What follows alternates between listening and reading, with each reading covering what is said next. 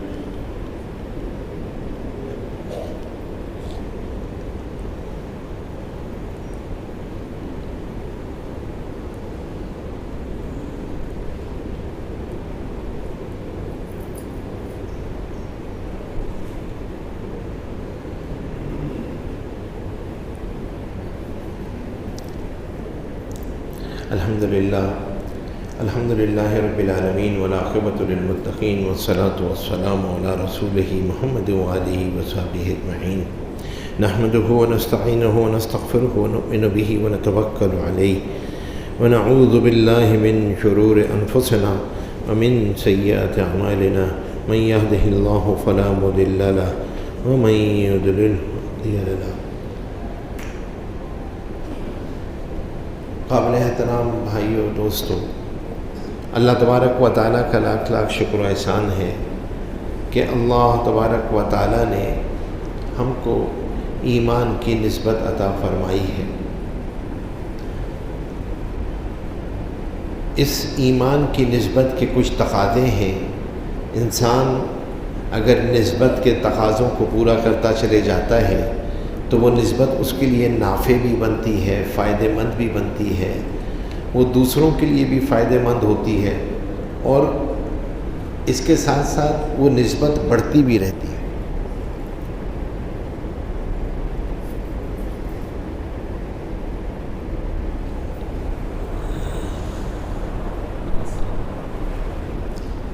تو یہ جو ایمان کی نسبت کے تقاضے ہیں، اس میں سب سے بڑی چیز جو ہے وہ یہ ہے اللہ کے احکامات کو حضور پاک صلی اللہ علیہ وسلم کے طریقوں سے پورا کرتے چلے جانا۔ اللہ جل شانہ نے اس کے لیے مختلف احکامات عطا فرمائے ہیں، اور اسی طرح اللہ تبارک و تعالی نے مختلف ایام، مختلف دن، مختلف مہینے رکھے ہیں، اور اسی طریقے سے سالوں کی ابتدا بھی رکھی ہے۔ اللہ تبارک و تعالیٰ نے قرآن کریم میں فرمایا کہ یہ سال جو ہے نا یہ 12 مہینے کا ہوتا ہے۔ تو اسلامی سال کی ابتدا جو ہے وہ بنیادی طور پہ محرم سے ہوتی ہے۔ تو آج 3 باتیں مجھے عرض کرنی ہیں۔ ایک تو یہ کہ اس نئے سال کے کیا تقاضے ہوتے ہیں، دوسرا یہ کہ اس زمانے میں اس کے تقاضے کیا ہیں، اور تیسرا یہ کہ پھر اللہ تبارک و تعالیٰ کے احکامات میں جو اللہ جل شانہ نے احکامات عطا فرمائے ہیں ان کو پورا کرنے کے لیے جو مراکز ہیں ان کے کیا آداب ہیں۔ پہلی چیز یہ کہ یہ اللہ تبارک و تعالیٰ نے محرم کو برکت والا مہینہ بنایا ہے۔ یہ جو ہجری سال شروع ہوتا ہے نا، یہ حضرت عمر رضی اللہ تعالیٰ عنہ کے زمانے میں شروع ہوا ہے۔ مسلمان جب خطوط لکھا کرتے تھے تو جو رومیوں کی طرف سے، رومن امپائرز اور پرشین امپائرز کی طرف سے خطوط آتے تھے، اس پہ تاریخیں لکھی ہوتی تھی۔ تو صحابہ نے حضرت عمر رضی اللہ تعالیٰ عنہ سے فرمایا کہ آپ بھی جو ہیں وہ اس کے بارے میں ہمیں بھی کوئی سال لکھنا چاہیے، کوئی تاریخیں لکھنی چاہیے، تو حضرت عمر نے مشورہ کیا۔ حضرت عمر رضی اللہ تعالیٰ عنہ مشورے کے اعتبار سے نا بہت ہی ان ٹرمز آف مینجمنٹ جو نا حضرت عمر رضی اللہ تعالیٰ عنہ بہت ہی اسٹرانگ مینیجر تھے۔ پوری دنیا میں سب سے پہلی مردم شماری حضرت عمر نے کی ہے، لیجرز حضرت عمر کے ہیں، ڈبل انٹری حضرت عمر کی ہے، یعنی پہلی انٹری کی تھی اور اس کے بعد 300 سال بعد ڈبل انٹری بھی مسلمانوں کی ایجاد ہے، اس سے پہلے نہیں ہوتی تھی۔ تو حضرت عمر کی اکاؤنٹس، اسی طرح مال غنیمت کو تقسیم کرنے کے لیے کاؤنٹنگ، تو حضرت عمر کے بعد جب یہ مشورہ آیا تو حضرت عمر رضی اللہ تعالیٰ نے صحابہ سے مشورہ کیا، تو سب نے کہا کہ ہاں شروع ہونا چاہیے۔ اب سوال یہ پیدا ہوا کہ کب سے شروع کریں، تو اب اس کے بارے میں رائے آئی۔ بعض حضرات کی رائے آئی کہ حضور پاک صلی اللہ علیہ وسلم کی ولادت سے شروع کیا جائے، بعد نے فرمایا حضور پاک صلی اللہ علیہ وسلم کے سال نبوت سے شروع کیا جائے جب نبوت ملی، بعد نے فرمایا ہجرت سے شروع کیا جائے، اور بعد نے فرمایا حضور پاک صلی اللہ علیہ وسلم کی جو وصال کی تاریخ ہے اس سے شروع کیا جائے۔ تو ہر رائے پہ مشورہ ہوا۔ حضرت عمر رضی اللہ تعالیٰ عنہ نے فیصلہ جو ہے وہ ہجرت پہ فرمایا، اور اس لیے فرمایا کہ ہجرت ایک وہ عمل ہے جس نے حق اور باطل کے درمیان فیصلہ کر دیا تھا۔ مسلمانوں نے اس ہجرت کی برکت سے آزادی میں اپنی عبادات کو ادا کیا۔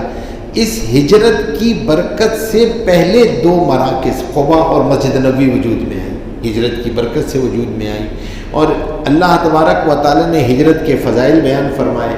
مہاجرین کو جو اللہ نے فضیلت عطا فرمائی وہ کسی اور کے پاس تھی ہی نہیں، تو ہجرت کو معیار بنایا۔ پھر سوال پیدا ہوا کہ ہجرت تو ربیع الاول میں ہوئی تھی، پھر سال کب سے شروع ہو؟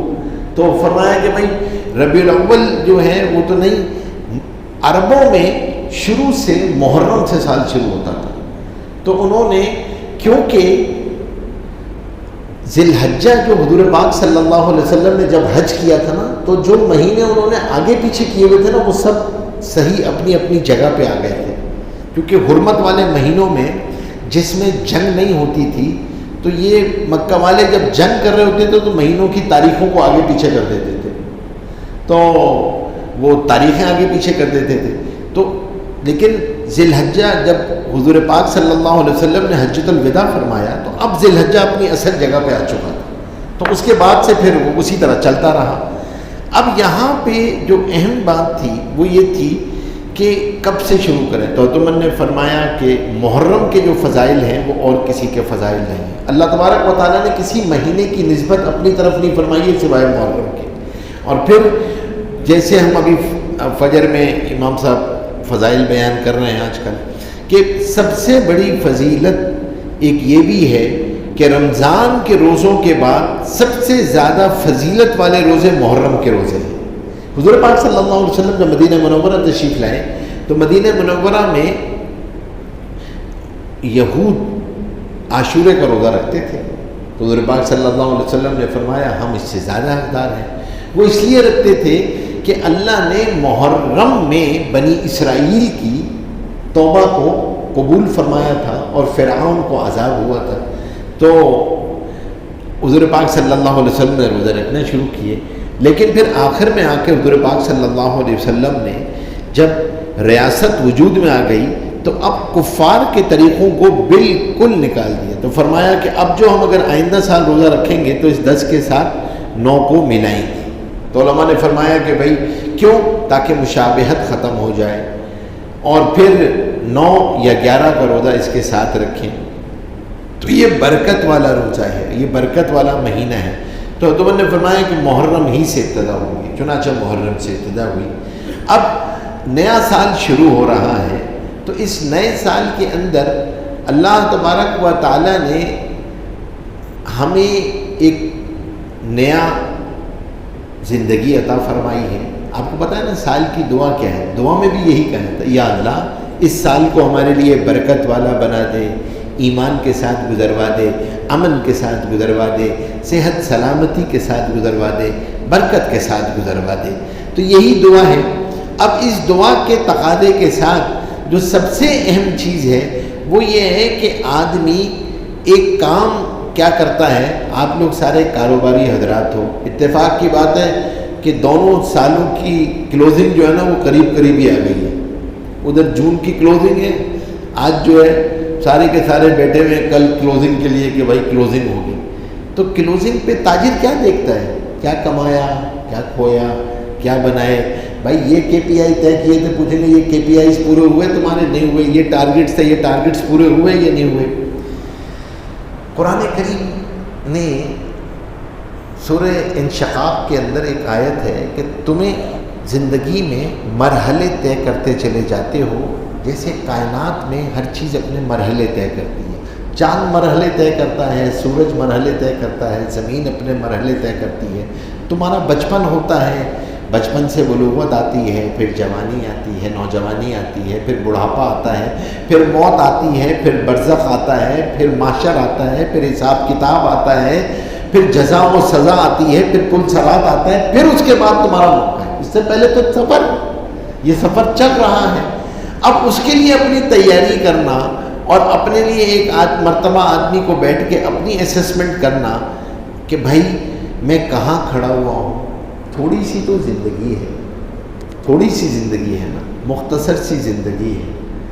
کیا ایوریج ایج ہے آپ کی؟ اس امت کی ایوریج ایج جو ہے نا وہ 60 73، بعد نے کہا 63، بعد نے کہا 60 سال، 63 سال. حضور پاک صلی اللہ علیہ وسلم کیا ہے 63 سال ہے. تو اگر زندگی 63 سال کی ہے تو آپ سوچیں، اور ایک دن جو ہے وہ 9 سال کا ہے، تو اگر کسی کے 50 سال ہو چکے ہیں تو کون سا دن چل رہا ہے؟ بتاؤ بھائی. ایک دن پیر سے شروع ہوتا ہے ہفتہ، اور ایک دن 9 سال کا ہے، اور 50 سال ہو چکے ہیں تو کتنے سال ہو چکے ہیں؟ کون سا دن چل رہا ہے؟ فرائیڈے چل رہا ہے، ویکینڈ اسٹارٹ ہو گیا. اسٹارٹ ویکینڈ ہو چکا ہے، حرکتیں منڈے والی ہیں کہ جیسے ابھی ہفتہ شروع ہوا ہے. تو آدمی یہ جو وقت ہوتا ہے نا، اس میں ایک مرتبہ بیٹھ کے آدمی اس زندگی کی میراتھن میں تھوڑی دیر کے لیے بیٹھے، اور یہ بیٹھے کہ اگر ابھی موت آ جائے، میری زندگی کا 1 سال کم ہو گیا ہے نا، میں موت سے 1 سال اور قریب ہو گیا. اب میں نے کیا کیا ہے in terms of beliefs, in terms of rituals, in terms of dealings, in terms of social conduct, behavior, in terms of attitude, behavior. میرے ایمانیات، میری عبادات، میرے معاملات، میری معاشرت، میرے اخلاقیات کہاں کھڑے ہوئے؟ میرے ایمان میں کتنی ترقی ہوئی؟ میرا ایمان کہاں پر ہے؟ ابھی اسرائیل علیہ السلام آ جائیں تو میرا ایمان اخلاص کس جگہ پر ہے؟ پھر اسی طریقے سے میری عبادات کس جگہ پر ہیں، میرے معاملات کس جگہ پر ہیں، میری معاشرت، میرے اخلاقیات. تو پہلا کام تو یہ کرنے کا ہے کہ اس کے کوئی ٹارگٹس بنانے چاہیے. علماء نے لکھا ہے آدمی نیت کرتا ہے، دعا کرتا ہے، اللہ کے یہاں یہ دونوں قبول ہوتی ہیں، اللہ اسباب میسر فرماتے ہیں، طبیعتیں مائل کرتے ہیں. نیت اور دعا تو شرط ہے نا. پہلے بیٹھ کے نیت اور دعا تو کرو کہ میں نے اب صحیح کرنا ہے. کس چیز کو؟ یہ دیکھو خدا نہ خواستہ کہیں ناشکری تو نہیں ہے میرے مزاج میں. ایمانیات کا سب سے بڑی چیز جس سے دعائیں رک جاتی ہیں. پھر اسی طریقے سے خدا نہ خواستہ کوئی شرکیہ کلمات تو نہیں کہہ رہا ہوتا میں. پھر عبادات میں خدا نہ خواستہ نماز کی سستی تو نہیں ہے. ایمان اور کفر کے درمیان فرق کرنے والی چیز نماز ہے. پھر خدا نہ خواستہ زکوٰۃ میں تو ڈنڈی نہیں مارتا. پھر کیونکہ اس سے قحط آ جاتا ہے، مال کی برکت نکل جاتی ہے. معاملات کے اندر 2 بڑے گناہ ہیں جس سے دعائیں بھی رک جاتی ہیں.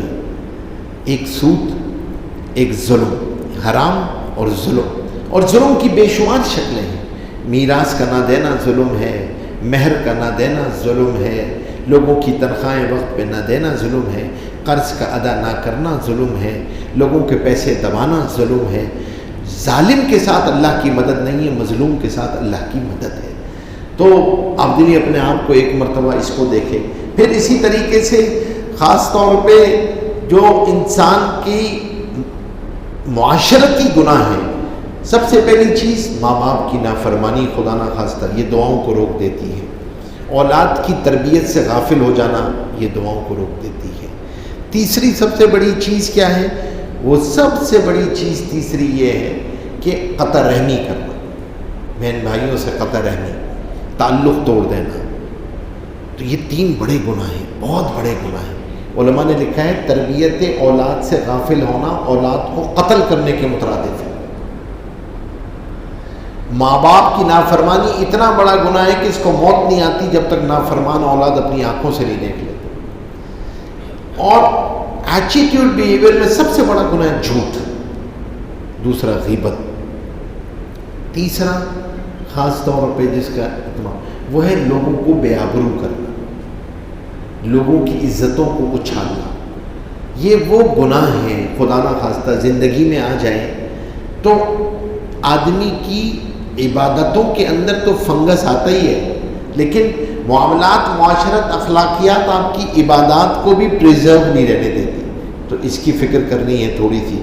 اور پھر ایک چیز کہ صرف اس سال کی پہلی تاریخ اور محرم کا مہینہ نہیں ہے، ایک کام کر لیں وہ اپنے پلے باندھ لیں، آسان سا کام، وہ یہ ہے کہ روزانہ سوتے وقت 5 منٹ نکالیں، 5 منٹ، یا اللہ جو مجھ سے غلطیاں ہوئی ہیں میری زبان سے، نگاہ سے، کانوں سے، اللہ معاف کر۔ حدیث میں آتا ہے عجیب بات ہے، فرمایا آج محشر کے میدان میں اس کو اعمال دکھائے جائیں گے، یہ بولیں گے اللہ میرے ساتھ تو دوست ہی ایسے تھے، پیئر ہی ایسے تھے، خاندان ہی ایسا تھا، میں کیا کرتا؟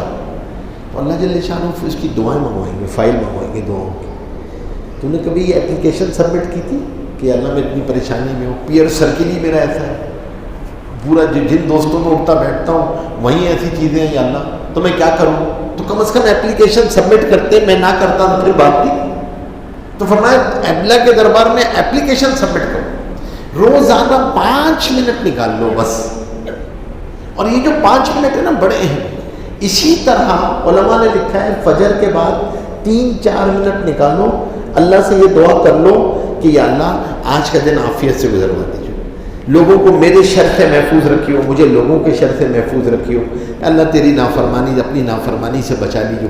اپلیکیشن سبمٹ کر دیں، یا اللہ تمام خیریں عطا فرما دیجیے، شر سے بچا لیجیے۔ چھوٹا سا عمل ہے، اس فتنے کے زمانے میں بہت بڑی پروٹیکشن، اس کا اہتمام کر لیں۔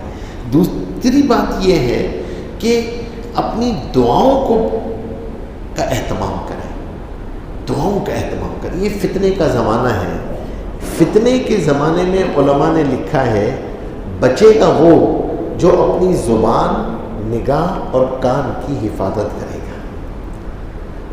اس لیے ایک اہم بات ہے کہ اب ہمیں اپنے اس سرکل جس میں آپ موو کرتے ہیں اس کو دیکھ کے کرنا چاہیے، پیئر سرکل اپنا دیکھ کے چلیں، ورنہ نہ چاہتے ہوئے ایسے الفاظ کانوں میں پڑیں گے جس سے ایمان پہ فنگس آئے گی، نہ چاہتے ہوئے ایسے الفاظ بولیں گے جس سے ایمان پہ فنگس آئے گی۔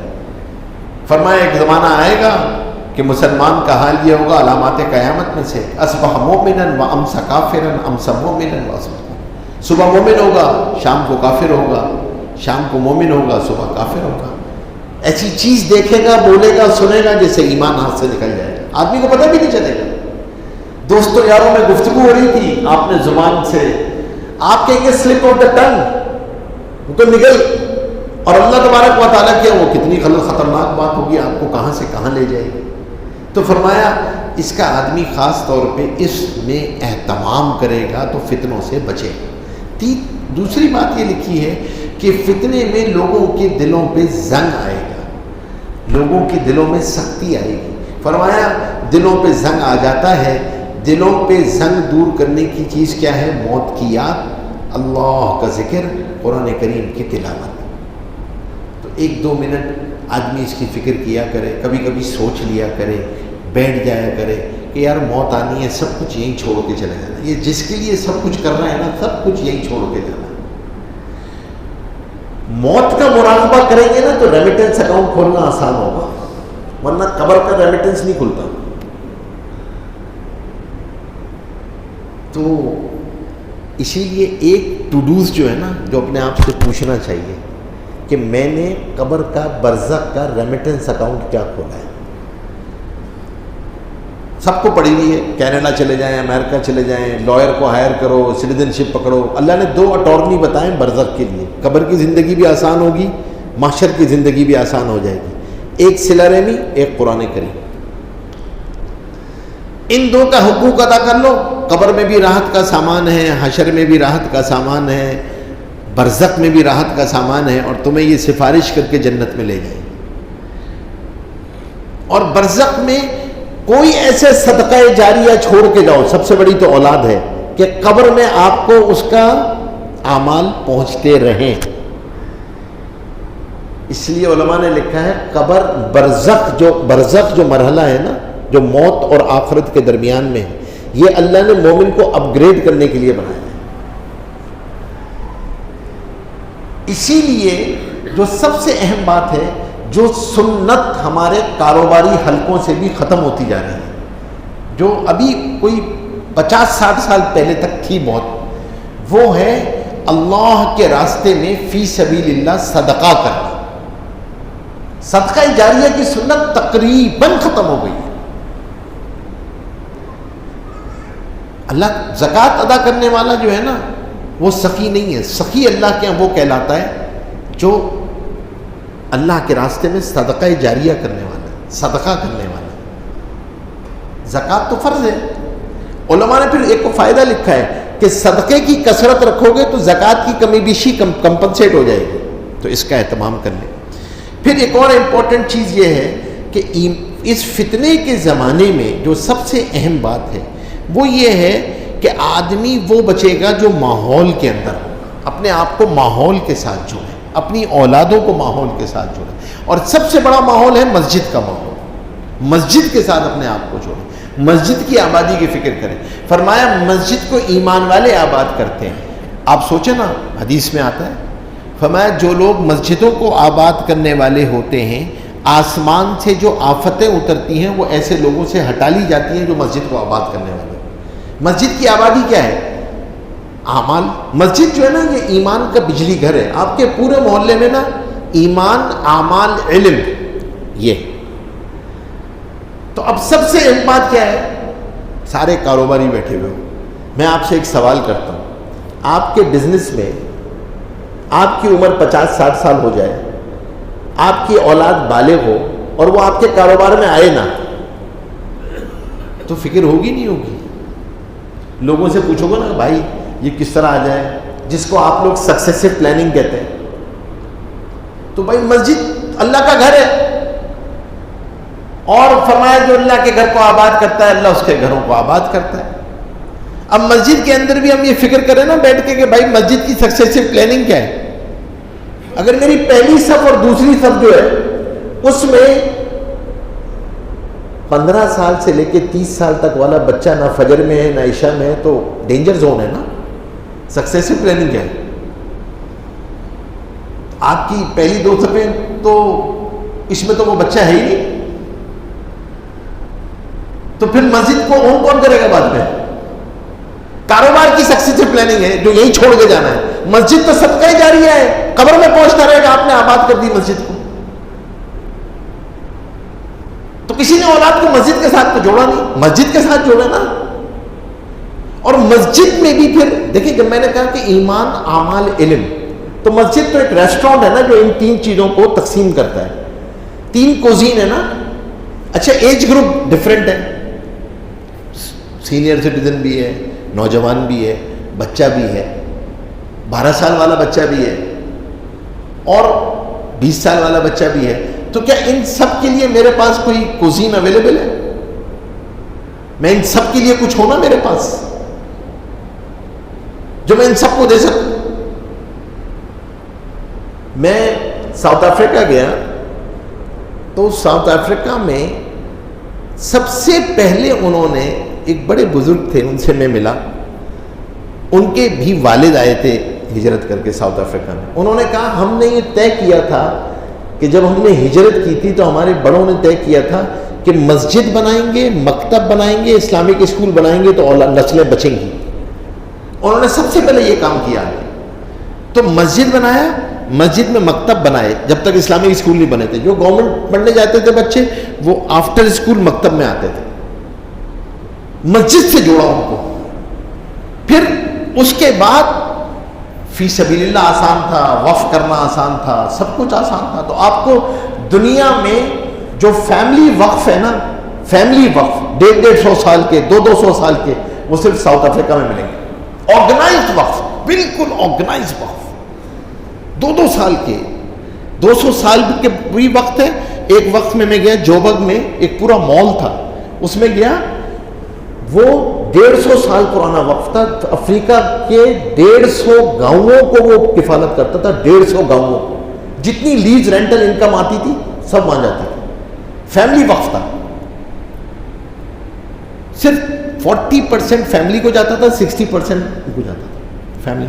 تو ہم بھی کوشش کریں اپنی مساجد کے اندر. ابھی اللہ کا شکر ان حضرات نے سوچا, اللہ ان کی جزائے خیر عطا فرمائے, لیکن ہمیں اس میں اپنا حصہ ڈالنا چاہیے کہ مکتب یہاں پہ شروع کریں. یہ لوگ شروع کر رہے ہیں آفٹر اسکول, اس کو آرگنائز کریں. تو ایک تو مسجد کی آبادی بہت ضروری ہے. پھر مسجد کے اندر اعمال کی آبادی, اعمال کے ساتھ جوڑیں. مسجد, اپنی اولادوں کی ہم نے فکر نہیں کی نا, تو یاد رکھیے گا محشر کے میدان میں ماں باپ سے پہلے حساب کتاب ہے, اولاد سے بعد میں حساب کتاب. آپ کی بیلنس شیٹ پہ سب سے بڑا ایسٹ آپ کے ماں باپ, آپ کی اولاد, آپ کے بہن بھائی ہیں. تو اپنی مسجد کی فکر کریں. پھر مسجد کی آداب کی بھی رعایت رکھنا. مسجد ہے نا, کسی کا پرسنل اونرشپ تو ہے ہی نہیں, وقف ہے. اسی لیے علماء نے لکھا ہے, آپ 2 بڑی بے احتیاطیاں ہمارے یہاں مساجد میں ہوتی ہیں. ایک عجیب بات لکھی ہے کہ مسجد کے اندر بھی مسلمان کی حق تلفی جائز نہیں ہے. مسلمان کا ایک سب سے بڑا حق جو مسجد میں ہے, ایک کیا ہے کہ آپ جگہ چھوڑ کے مت بیٹھو تاکہ کسی کو گردنیں نہ پھلانگنی پڑے. دوسرا یہ ہے کہ راستوں میں مت پڑھو. مسجد کے اندر بھی دروازے کے سامنے نماز پڑھنے کی اجازت نہیں ہے, راستے کھول کے, راستے میں بیٹھنے کی اجازت. آپ سوچیں اتنا بڑا اجتہاد علماء نے کیا ہے جو اس سے پہلے نہیں تھا, کہ جنازہ مسجد سے باہر ہوتا تھا, لیکن جب راستے رکنے لگے تو علماء نے کہا کہ بھئی صرف جنازہ باہر رکھو, سب لوگ اندر رہو تاکہ مسلمانوں کا راستہ نہ رکے. اب آپ مسجد کے راستے میں بیٹھ جاتے ہیں, مسجد کے راستے میں بیٹھے ہوئے. بھائی راستے میں کیوں بیٹھتے ہو؟ یہ مسلمان کا حق ہے, یہ گناہ بے لذت ہے راستے میں بیٹھنا. تھوڑا سا آگے چلو گے جگہ مل جائے گی. اسی لیے دوسری اہم بات یہ ہے, تیسری, کہ مسجد میں کوئی جگہ الاٹ نہیں ہوتی. پہلے آئیے مسجد میں بیٹھے, کوئی الاٹمنٹ نہیں ہے مسجد. ہاں صرف الاٹمنٹ ہے امام کے پیچھے. کیوں؟ کیونکہ علماء نے لکھا ہے امام کے پیچھے وہ آدمی کھڑا ہو جو امامت کرا سکے, کہ خدا نہ خواستہ حضور آ جائے تو وہ فوراً آگے ہو جائے. اس کے احکامات ہیں. تو فرمایا 2 یا 3 وہ آدمی کھڑے ہوں جن کو امامت آتی ہو, امامت کے مسائل آتے ہیں. اگر امامت کے مسائل ہی نہیں آتے تو یہ جگہ تو الاٹ ہی نہیں. الاٹ صرف ایک ہی جگہ ہے, صحابہ کے ہیں. آپ مسجد نبوی اٹھا لیں, حیات الصحابہ اٹھا لیں, کوئی جگہ الاٹ ہوتی تھی, کوئی جگہ الاٹ, صرف وہ جگہ الاٹ تھی جو امام کے پیچھے تھی, وہاں کسی اور کو آنے کی اجازت نہیں تھی. حضرت ابوبکر کھڑے ہوتے تھے. حضرت ابوبکر نے, حضور پاک صلی اللہ علیہ وسلم جب بیمار تھے, جب یہ ابوبکر نے نماز پڑھائی ہے, تو وہ لوگ کھڑے ہوتے تھے جو نماز پڑھاتے تھے. تو ہم اس بات کی خاص طور پہ مسجد کی آداب, اور اسی طرح مسجد میں ایک خاص چیز جو ہمارے یہاں بے احتیاطی ہوتی ہے بہت زیادہ, بہت اجر ہے نکاح کا, مسجد میں نکاح پڑھانا, لیکن اس سے زیادہ گناہ ہے مسجد میں شور مچانے کا. جو نکاح کے بعد شور مچتا ہے, جو چیزیں, یہ مسجد کے آداب کی رعایت رکھتی ہے. یہ اللہ کا گھر ہے, یہ فرشتوں کی جگہ ہے. امام بخاری نے لکھا ہے الدین کلہ ادب, دین سارے کا سارا ادب ہے. تو مسجد کے آداب کی رعایت رکھنا, اور مسجد کے اندر ہر ساتھی یہ فکر کرے کہ بھائی اس مسجد کو اعمال سے زندہ کر لیں, کوئی نہ کوئی حصہ اس کا اللہ کے گھر میں پڑ رہا ہو. یہ اللہ کا گھر ہے نا.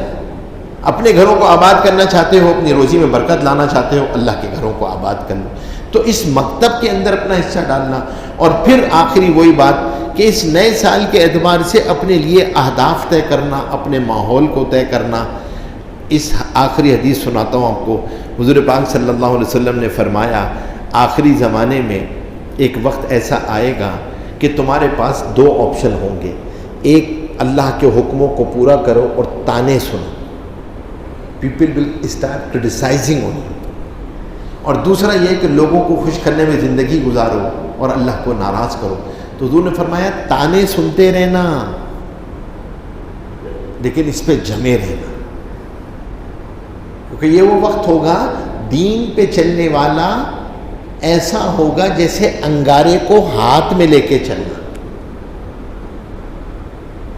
تو ہمیں یہ ڈیسائیڈ کرنا ہوگا اپنے، اگر ایمان بچانا ہے، اپنی اولاد کا ایمان بچانا ہے، اپنا ایمان بچانا ہے، تو یو ہیو ٹو سلیکٹ کہ اس جگہ جانا ہے، اس جگہ نہیں جانا، یہ پیئر سرکل ہے، اس میں جانا ہے، اس میں نہیں جانا، کہ ایسا نہ ہو کہ اس مجلس کی وجہ سے میرا ایمان کا سارا خطرے میں پڑ جائے۔ تو اپنے آپ کو ماحول کے ساتھ جوڑنا، اپنی اولادوں کی فکر کرنا، اپنی مسجد کو آباد کرنا، مسجد میں مکتب کو آباد کرنا، اور ہر عمر والے کے لیے مسجد کے اندر کچھ نہ کچھ موجود ہو، مسجد کو الائیو کریں۔ مسجد نبوی تو 24/7 کی مسجد تھی نا، ہماری تو نماز سے پہلے بھی بند ہے، نماز کے بعد بھی بند ہے، 24/7 تو مسجد الائیو ہی نہیں ہے۔ بھائی کچھ لوگ تو وہ بھی ہو سکتے ہیں نا کہ جو گھر بیٹھ کے وقت گزارتے ہیں مسجد میں گزارتے ہیں، ان کے لیے آپ کچھ مسجد میں رکھ لیں۔ مسجد کو 24/7 الائیو کرنا ہے، یہ ہے مسجد کا تقاضا۔ مسجد صرف نماز کی جگہ نہیں ہے، بہت مسجد نبی تو سارے اعمال ہی مسجد میں ہوتے تھے، سارے فیصلے مسجد میں ہوتے تھے۔ قیدیوں کو بھی باہر مسجد میں رکھا جاتا تھا تاکہ وہ مسجد نبی والوں کے اعمال دیکھ کے اسلام قبول کر لیں۔ آپ ابھی جب ریاض الجنہ میں جاتے ہیں تو ایک ستون ہے نا جہاں قیدیوں کو رکھا جاتا تھا، ایک ستون ہے جہاں صحابہ صفہ کے لیے کھانا ہوتا تھا۔ ریاض الجنہ کے ستون ہے نا، ان ستونوں پہ تو باقاعدہ لکھا ہوا ہے کہ یہ کس کس چیز کے ستون تھے مسجد نبوی کے اندر۔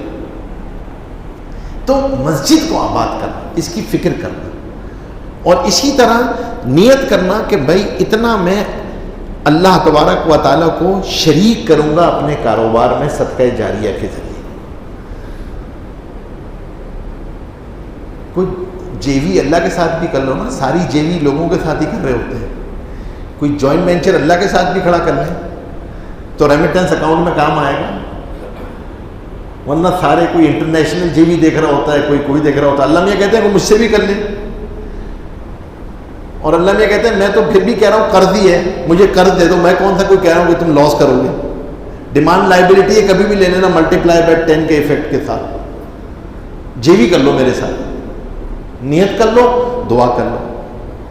تو اللہ پاک ہم سب کو عمل کرنے کی توفیق عطا فرمائے۔ وآخر دعوانا الحمدللہ رب العالمین۔